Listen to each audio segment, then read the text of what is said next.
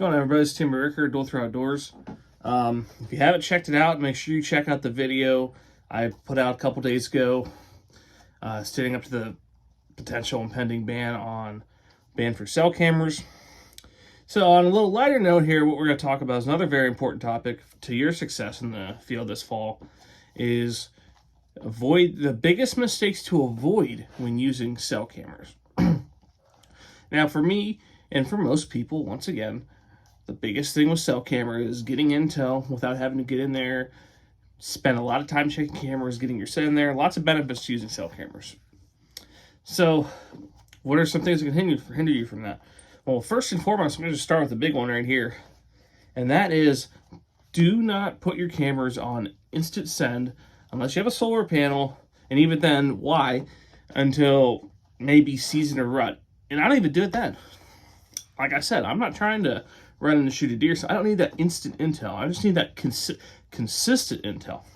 If you're in a hot spot and you put your camera on instant send, you could have your camera dead by August or September, very beginning of the season, and then guess what? You got to go. If it's a remote location, you got to go back in there and either change your batteries out, or you're not even going to get information. You're just going to have to go in there and hunt blind.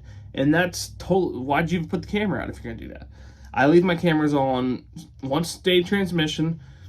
What I do is before season, I'll put them on at noon, so I have something to check on my lunch break at work, which is fun. And then once season hits, I will watch for legal shooting light, and I'll put them on for daily transmission 10 minutes after legal shooting light, so I can each day, at the end of the day, see what moved through and make my decisions accordingly for my future hunts. The next thing is putting them in inventory spots. I'm not saying 1 or 2 inventory spots is bad, but to me, it's just a bunch of wasted work going in, putting in cameras in inventory spots. This could be for sell or regular, and then having to go back in and move them to your hunting locations.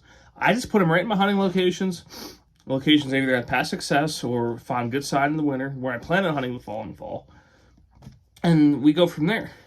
I don't bother with I might do like maybe a field edge for inventory or possibly an early season doe spot, but 95+% of my cameras are where I'm actually going to be hunting all season, early season run, rifle season, late season if needed.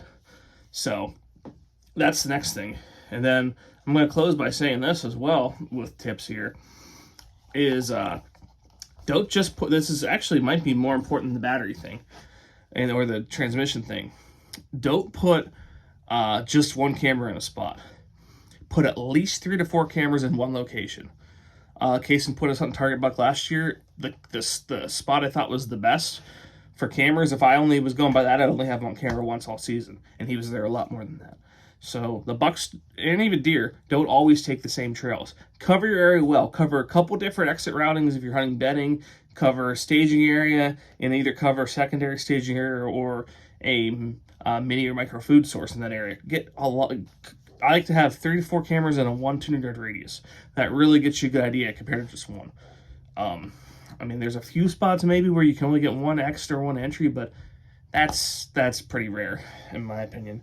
And then going off the first point about daily transmissions, last point, spend the extra money, get Energizer lithium batteries over any alkaline batteries. The only times I've heard cell cameras die during season was because of alkaline batteries. They don't last as long. Cell cameras, I've never not gotten a whole season out of them. And this year I'm going to experiment on private land. I'm going to use last year's batteries, and because those private land areas are areas that get a lot of deer traffic all season. If they last there, next year in public land, I'm not changing my batteries. And I'm dead serious about that because they're expensive. It's like $34 for an 18 pack. But when you get them to last that long, you're saving the money and changing batteries with gas, as well as paying for alkaline batteries twice. So if you do those few simple tips, that'll help you be a little more successful and a little more efficient with your trail camera usage this fall, primarily your cell camera use. This is Team Ritter coming to you with some important tips on maximizing and mistakes to avoid when using cell cameras. Be sure to check out more of our videos. Thank you for watching this Dual Through Outdoors video. If you like this video, be sure to leave it a like, share with your friends, and subscribe to our channel if you haven't already. Also, be sure to follow us on Facebook and Instagram for more Dual Through Outdoors content.